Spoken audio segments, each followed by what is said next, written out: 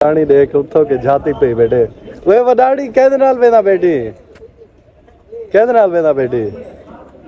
अंधा पिया दरो एक वडाणी अंधा पे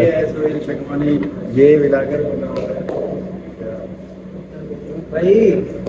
पहले आज मैं पूरा डिटेल ना ये वडाणी ठीक ही है उते उते पर निकले खैर एक कितना लुक क्या बेटा क्या करना बेटा अच्छा अच्छा ये सी तना क्या यासर नवाज ये भाई और बेटा यूसुफ होनी ये मैनेजर है ना एक होता है जिन्होंने क्या करना है ये जेले में रात दला ने तो जब बिजली पर रही पे ना बिजली होती के नहीं हां पर डर रहे के चल नहीं बात मोबाइल खान चार्ज करना मैंने मेरी रात दा वे जिन्होंने तेरी बिजली क्या नहीं ऊपर से बिजली क्या नहीं लॉक डाउन मेरा फोन कर रही ठीक है पानी ना मैं स्टिंग उड़ा पिया है कि बताने शहर का पलकड़ी ये कहीं को कैमरे जानी होते हैं यूसुफ ने जो आंदा यार वो विलाग पड़ता पे गुजरा जेल का जले मैं ना कहूंगा मैं पूछे जाऊं मेरा ना तू कौन है जी व्लॉगर है भाई कैमरे लगे बोलवा मन मजाक है क्या ये मजाक है नहीं पक्की यार तेरा ये दूसरा बताने तेरा टिकटॉक करेंगे अच्छा बराड़ी थी ने ये थोड़ी गाल है क्या ये याद नहीं क्या मैं कौन थी ना बलोच यार वैसे इतना मूड बन गया वीडियो बनावन का लेकिन ये एरिया इंज है कि कोई आके सारे घर नाल वीडियो बनाने तो पता नहीं क्या है मेरी गाड़ी है खड़ी है वैसे सफाई क्या नहीं पे गड़ी लेकिन चमकती खड़ी है अगर सफाई करा क्यों कहीं तो मेहनत भी बहुत लगी थी है कार में वैसे अल्टो तो मेरी बड़ी पसंद है यार तो आपको कहनी पसंद है एक पीछे ट्राली आंदी पी है लाजम है कि हुण इत्थों वंजना पौसी क्योंकि उतो बहुत ही वधी है ट्राली का जरा साइज ना सड़क के बहुत ही ज़्यादा वध चुके है यही वजह के साकू रवाना थी होना पौसी माहौल चेक करो फुल देसी माहौल यार मैं को जेरी साहब के ज़्यादा चंगी चीज़ पसंद आई है ना इतों दी ये मस्जिद है इंशाल्लाह अगली दफ़ा जुम्मा नमाज इतने ही पढ़सूँ ये मैं तो बहुत ही खूबसूरत लगी है देहात बनाई पैन इंशाल्लाह अगली दफ़ा यहीं जाते जुम्मा नमाज पढ़सूँ ये कब्रिस्तान है एक दिया भी था तो ये फैन फॉलोइंग सब चीज़ है ख़त्म थी वजनी है सिर्फ यह चीज़ पकड़नी है तो कोशिश करो ये मस्जिद लाजिम है बहुत ही प्यारी मस्जिद है यार बहुत जेरा बंदा बनवाया सी ना अल्लाह को फुल अजर दे सी बहुत सोहनी प्यारी मस्जिद है जटन वाला जुम्मा नमाज ते सुना हाली नमाज का टाइम नहीं कहनी ना तो नमाज इतना पढ़वा इतना अंदरों का व्यू चेक करूँगा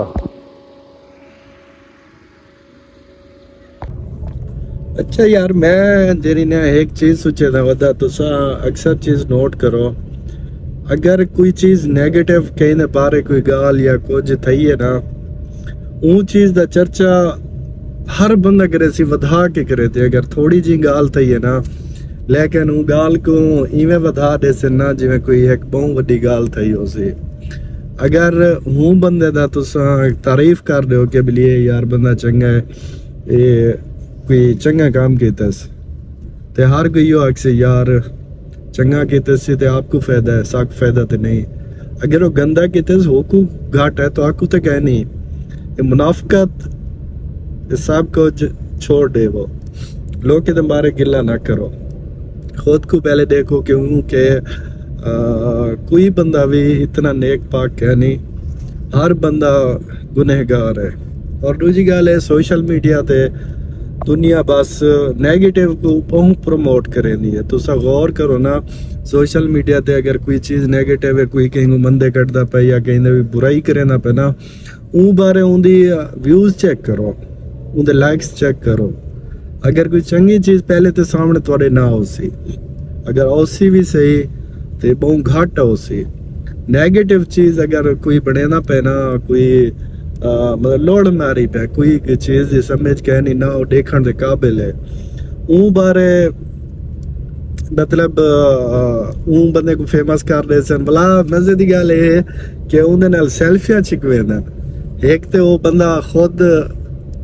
इतना बुरी चीज़ां बने दे कंटेंट उन्दा पूरा है लेकिन वो वत भी उहदे नाल बने सन कि यार ये एक स्टार है तो खुद देखो सोशल मीडिया ते अगर असा अपने वसेब को देखो सरेकी को तो उनदे विच बहुत सारे बंदे इंज हैं ना जेरे मतलब गलत कंटेंट बना के अगो थे मतलब फेमस थे फेमस साढ़े नौजवानों को फेमस कर देते हैं लेकिन उनको फेमस नहीं आते उनको चबल तरीन बंदा आते हैं लेकिन मला उनदे नाल सेल्फियां देखो वीडियो देखो फोटो देखो उनदे नाल मिन्नतां करके बने ने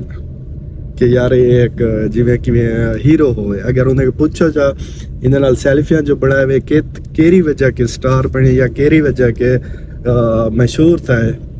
ते वो ये चीज़ अक्सर मिली ये चीज़ आते तो ये वजह के स्टार था यार तो आपको शर्म आनी चाहिए है कोई चंगी चीज़ शो करो कोई अगर तुम्हारे में टैलेंट है कोई चीज़ है जो चीज़ शो करो ताकि कोई भी बंदा ना बोर ना थी वे लेकिन साडा माहौल इंजा क्रिएट थी चुके सिर्फ गलत चीज़ कोई प्रमोट करने उनका उनके जरिए अपने आप को फेमस करने हालांकि मिलती उन्हें को कुछ भी नहीं उन्हें को टिकटॉक पे लाइव बैठे होंगे ना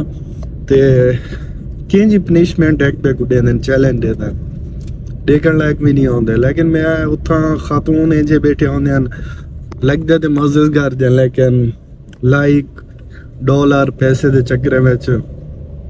अपनी इज्जत को नहीं दे दिया पिया खैर साडा क्या जरा कोई जी तक बता रहे असा भी लोग बनावने देसी माहौल है वैसे यार मैं को जरा ना ये माहौल बहुत पसंद है दुबई वैसे ऐसा माहौल नहीं मिलता रेड़े वाला क्या थी गई अब्बा सारा ध्यान करें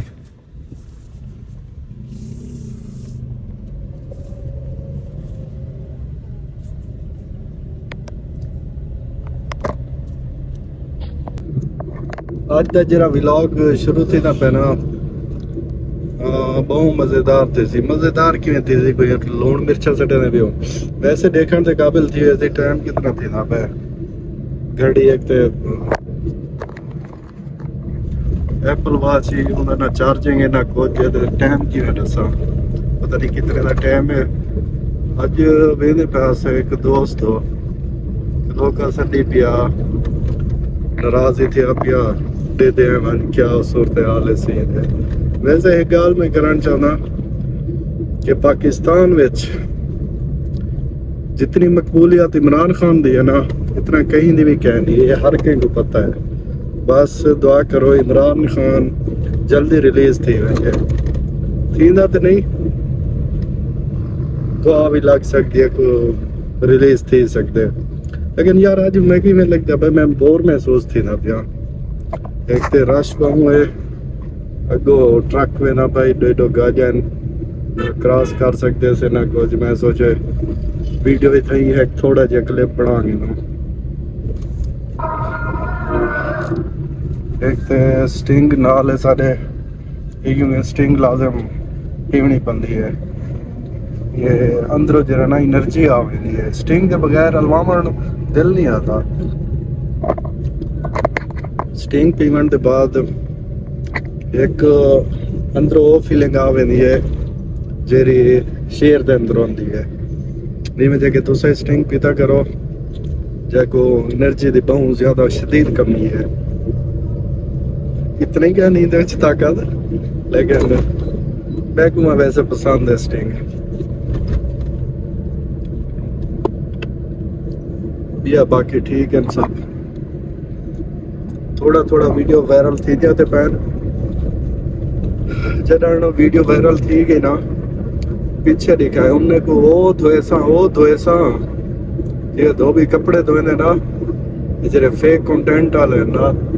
उनने दी तई में समय मौत बोल गई है दुआ कर मेरी वीडियो कई वायरल थी वजे लखे में जिवे वजे भाई खेती वजे जिवे बंदा कार कोई में क्रॉस करे ने वेंदा ना इवें लखे में क्रॉस करे दी वजह भला है मजा मैं अज मेरा पिया दानिशकार मोटा ना